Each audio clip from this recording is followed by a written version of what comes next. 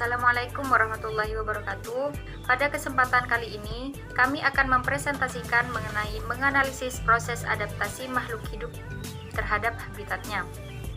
Adaptasi adalah salah satu cara bagaimana makhluk hidup mengatasi tekanan lingkungan sekitarnya untuk bertahan hidup.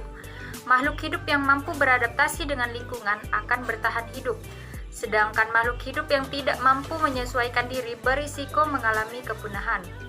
Sebagai contohnya, ikan yang dapat bernapas di dalam air karena memiliki insang. Dan pada bab ini, kami akan membahas mengenai penyesuaian tumbuhan terhadap lingkungan memiliki ciri khusus yang ada kaitannya dengan lingkungan hidupnya. Sama halnya dengan hewan, tumbuhan juga harus menyesuaikan diri dengan lingkungannya dengan cara beradaptasi. Adaptasi tumbuhan mempunyai tujuan untuk mendapatkan makanan, menjaga kelangsungan hidup, dan yang terpenting adalah mempertahankan eksistensi spesiesnya. Berdasarkan jenis perubahannya, adaptasi tumbuhan dibedakan menjadi 3 macam, yakni adaptasi morfologi, adaptasi fisiologi, dan adaptasi tingkah laku. Adaptasi morfologi adalah bentuk adaptasi yang ditandai dengan perbedaan pada bentuk daun, akar, dan batang pada tumbuhan. Contoh adaptasi morfologi ada pada 3 jenis tumbuhan, yaitu tumbuhan hidrofit, tumbuhan yang hidup di lingkungan perairan, contohnya enceng gondok. 2. Tumbuhan higrofit, tumbuhan yang hidup di lingkungan yang lembab, contohnya lumut. 3. Tumbuhan xerofit, tumbuhan ini hidup di daerah yang kering, contohnya kaktus. 2. Adaptasi fisiologi. Adaptasi fisiologi adalah bentuk penyesuaian diri tumbuhan melalui fungsi-fungsi organ tubuhnya. Karena ini mengenai organ-organ tubuhnya, jadi kita tidak bisa melihat.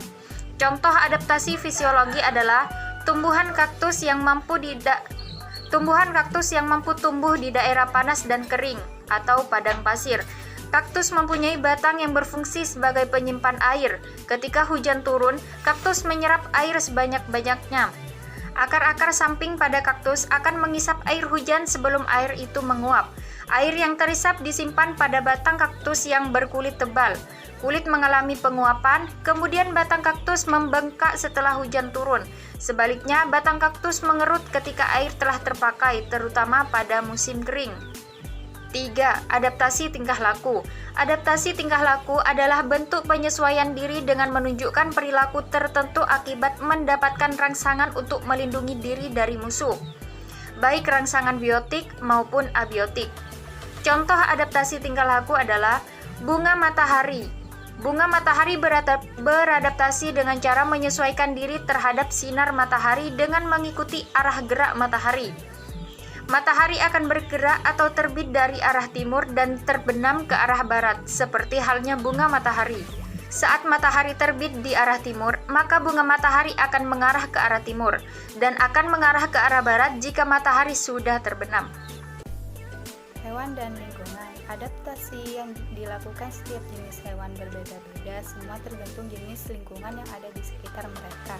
Secara umum, ada 3 cara hewan beradaptasi dengan lingkungannya, sama seperti cara adaptasi tumbuhan dengan lingkungannya. Yang pertama, adaptasi morfologi. Adaptasi morfologi hewan ialah penyesuaian bentuk dan alat tubuh makhluk hidup dengan lingkungannya. Adaptasi morfologi ini terbagi menjadi 2 macam, yaitu yang pertama, adaptasi morfologi terhadap jenis makanannya. Contohnya, ayam punya paruh yang kecil, lancip, dan tajam untuk mematuk biji-bijian kecil makanannya. Yang kedua, adaptasi morfologi terhadap jenis habitat. Contohnya, unta punya punuk yang berguna untuk penyimpanan cadangan makanannya saat ia berada di gunung yang gersang. Ia juga punya bantalan kaki yang sangat kuat, berjalan di pasir yang panas. Juga punya 3 kelopak mata dan 2 lapis bulu mata untuk melindungi matanya dari pasir. Yang kedua, adaptasi fisiologi hewan. Adaptasi fisiologi hewan adalah penyesuaian fisiologi organ-organ atau alat tubuh makhluk hidup untuk bertahan hidup. Jadi, adaptasi ini tidak bisa kita lihat secara langsung oleh mata telanjang. Contohnya, sapi. Sapi adalah mamalia yang bisa memamah biak, artinya bisa memakan makanannya 2 kali. Kita tahu bahwa makanan sapi adalah rumput. Rumput sendiri mengandung banyak serat. Dalam pencernaan sapi, terdapat enzim selulase. Enzim ini membentuk pencernaan sapi memakan makanan yang berserat tinggi. Adaptasi tingkah laku. Adaptasi tingkah laku hewan, penyesuaian tingkah laku makhluk hidup untuk bisa menyesuaikan diri dengan lingkungannya agar terhindar dari predator dan juga untuk mendapatkan makanan untuk bertahan hidup. Contohnya bunglon. Bunglon mengubah warna tubuhnya atau memikiri untuk bersembunyi dari musuh. Saya akan melanjutkan presentasi dari Octaviani Miranda tentang adaptasi makhluk hidup, rantai makanan, produsen, konsumen. Rantai makanan merupakan proses makan dan dimakan yang terjadi pada makhluk hidup secara linear untuk mempertahankan kelangsungan hidupnya. Rantai makanan juga bisa diartikan sebagai tingkatan atau urutan makan dan dimakan antara makhluk hidup. Jadi, dalam proses belajar rantai makanan, ada makhluk hidup yang berperan sebagai produsen dan konsumen. Produsen adalah makhluk hidup yang membuat makanannya sendiri. Adapun yang menduduki posisi sebagai produsen adalah tumbuhan dari fitoplankton. Sementara konsumen dalam rantai makanan berarti makhluk hidup yang mendapatkan makanan dari pihak produsen. Konsumen tidak dapat mengelola makanannya sendiri, mereka hanya melakukan kegiatan konsumsi. Jenis-jenis rantai makanan.